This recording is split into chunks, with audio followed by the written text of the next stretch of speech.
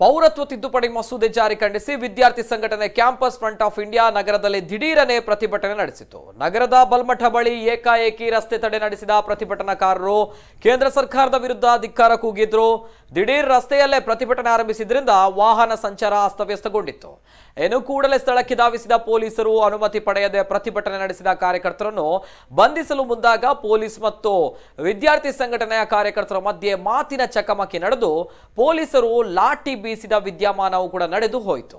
ಇನ್ನು ಪರಿಸ್ಥಿತಿ ವಿಕೋಪಕ್ಕೆ ತಿರುಗುವ ಸಾಧ್ಯತೆ ಇದ್ದುದರಿಂದ ಪ್ರತಿಭಟನಾಕಾರರನ್ನು ಹರಸಾಹಸ ಪಟ್ಟು ಪೊಲೀಸ್ ಅಧಿಕಾರಿಗಳು ಪೊಲೀಸರು ಬಂಧಿಸಿ ಒಯ್ಯಲು ಯಶಸ್ವಿಯಾದರು.